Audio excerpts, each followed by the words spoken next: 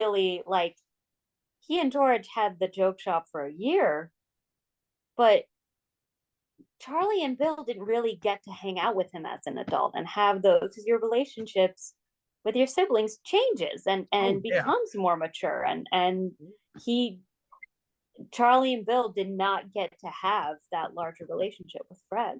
And I Yeah, I also feel like wonder, go ahead. Go I ahead. was gonna say I feel like Bill got that for way too short a time Mm-hmm. because Bill came home for over almost a year, over a year, Yeah, to and was close to the family, staying nearby, getting to know the siblings now. yeah, And Charlie didn't have that at all. Like, Yeah. I think about Charlie's reaction to Fred's death and how the sense of loss, like that's the kind of thing that in my mind would make Charlie come home. Hmm. He's like, I'll work with Welsh Greens, I'll move to Wales. I can't be this far from family anymore. And I know I'm coming from a personal feeling on that from my own yeah. reactions, but I can't imagine Charlie didn't feel an extra level of loss because of exactly what Mel and you were saying, is that he lost years that he figured he would make up in the future and then lost the future. Hmm. Yeah. Well, I mean, even, and I always go back to people think of Bill as being there, but Bill was a curse breaker. Bill wasn't there. He wasn't there until the war was starting and he stayed there. Up until then, he was out traveling, he's doing his adulthood too. You know? So looking at Charlie specifically though, let's go look at their lives. The Weasleys are not rich. He's going off to school as an 11-year-old, and he's got four brothers at home behind him. We know what the borough is. We know where the borough is. We know there were gnomes. But what do you think was the catalyst at some point in his education where he went dragons? Yes, I'm gonna go, but I'm gonna make my life about dragons. Well, I think, we talked a little bit earlier behind the scenes before the show, um, about him being touched by the magical creatures teacher and the idea of maybe getting to that section and it just clicked with him. And maybe a guest dragon person came to visit Hogwarts for a lecture one day, and he was like, "Oh man, this is something I could do and make money? Really? I could work with dragons for a living." I mean, because honestly, who wouldn't? Like, he dragons. my initial It's reaction like was being who told wouldn't you could like play with unicorns for money. Like, yeah what do you mean why dragons dragons but he Um, also could have Dragons. dragons he See, we're also could saying have that fallen different. into it he could have fallen into it. He could have been looking for some kind of care of magical creatures internship or job, and that's how he ended up in Romania when his entire family is in the UK. I that feels like this seems like a cool opportunity, and then he found a community and a job that he loves, and And that's where I was going to go. I like when Harry's year when they discuss you like what are you going to do with your future and all that. I imagine that the school counselor, we'll put that in quotes because we know there's no mental health support there. They well, there come was there for me with my school counselors. What? this way. Somebody comes to the school their sixth year with like a list of jobs and internships that are available for the next year. And out of like a joke, he's like, okay, I'm going for this dragon internship because he loves playing, he loves them, whatever. He does love animals. We know this because he's friends with Hagrid, blah, blah, blah. And in my head, he got there to do this internship or apprenticeship or whatever you want to call it, and then fell in love with it and never left.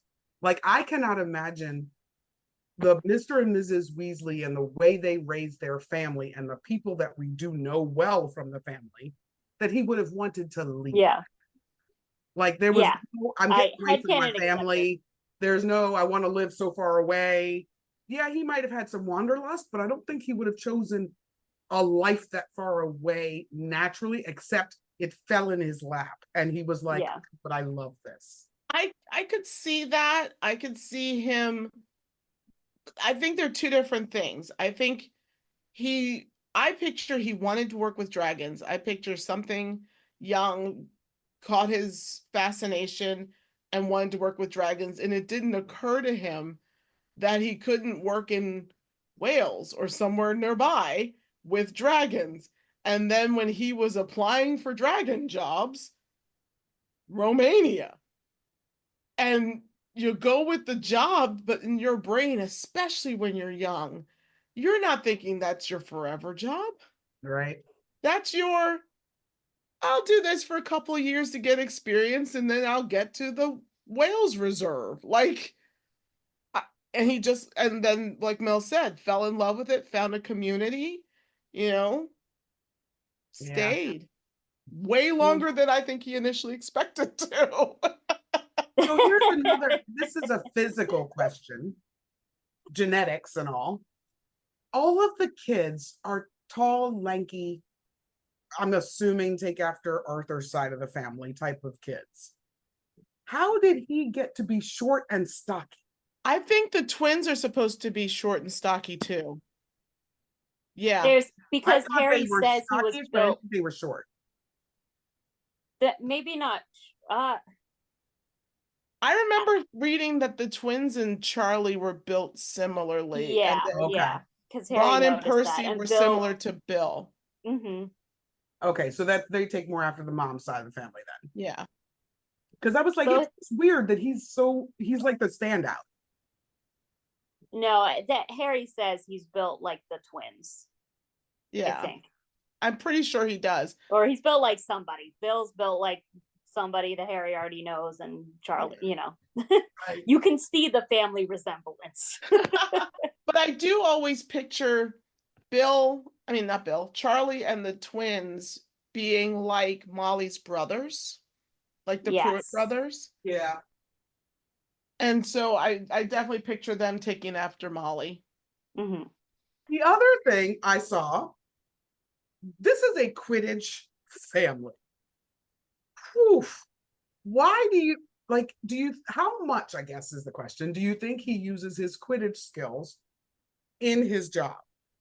I mean, I assume they have to fly on brooms around these dragons who are flying and they have to dodge. But do you think that's like a prerequisite of the job that you are like expert broom person? I didn't even think of that, but it might not be a prerequisite, but it definitely assists with certain parts of the job. And him being a fantastic Quidditch player, as we know, definitely helps. I think maybe like on the reserve, I imagine there are different people with different jobs. So let's say the people whose job it is to fill the feeders, they don't need to be on brooms per se, but those who need to wrangle them from the flight areas where they allow the dragons to roam and fly and stretch their wings. I'm sorry, I've had a lot of thoughts, strangely enough, on what a dragon reserve would look like. Sure. It's too funny. Those people, I think, yes, it would be a prerequisite to fly a broom and be able to sort of like if you're a cowboy and you need to learn how to ride a horse to wrangle the cows. Yeah, it's not. Yeah. So You can do other jobs. Here's the other thought I had around that. You want to work with dragons. You love animals. Your favorite animal of all is dragons. You don't fly a broom, but you're good with numbers. There are people who are on the reserve who are like HR and accounting and admin. Mhm. And I was like, I never thought about it because you think about just like with a cowboy, you think about the dealing with the animals. But Charlie could be an accountant. Charlie could not be an accountant. Headcanon Nope. not accepted. But But okay, so I really wanted to focus on his relationship with the family. So I'm Yes. going to start at the head. Charlie and his father, Arthur and Charlie. I think Bill was the kid that Arthur imagined his first son would be. I Okay. think Bill was a golden kid who was smart and good at everything and popular at school. Head boy. Then they got Charlie. And I think Charlie was great and popular in a completely sporty way that I think was much closer to Molly's heart than Arthur's. Interesting. I think Arthur loved Charlie. I don't think Arthur related to Charlie in quite the same way. You know But what's funny is I can totally see what you're saying. but Yeah. Arthur brought them to the Quidditch World Cup. He Yeah. loves his son. He loves his son. He gets along with his son. Everything's fine. It's just in the realm of when parents. But I mean, being sporty versus being not sporty. Yeah, I but would the whole more. world loves Quidditch. I mean, it's not like I don't mean sporty in that way. I mean sporty like there's a difference between those people who go, I'm going to go to a Quidditch match, and Mhm. those people that say, I'm going to be a professional Quidditch player. Yeah, yeah, Like Charlie's a doer, yeah. Arthur's a viewer. sure. Does that make sense? Yes, yeah, that does make You know, sense. and he's a tinkerer. He's a home guy. He likes to build things at the house. Charlie's a rugged outdoorsman who's going to go slay dragons is really the right thing there, but I don't mean it and actually slaying them. But you know what I'm saying? Like Charlie's the prince that went after Sleeping Beauty. Bill is the prince that danced with Cinderella. Cinderella had to come to Bill. Charlie had to go fight the brambles and the dragons to get to his princess. Which is why Prince Philip has a name and Prince Charming is just charming. He's just charming. Exactly. Philip Not has a saying name. we don't love Bill. I love, exactly. I do. But you see what I mean. I absolutely love that you two just came up with that analogy, and it's perfect. It's mostly TC. That's a great analogy. Why, thank you. Thank you. That's very true. My Disney store training is coming through. But yeah. Do you think, because it's mentioned a couple times, because it's an insecurity that Ron has, that Molly very much wanted a girl.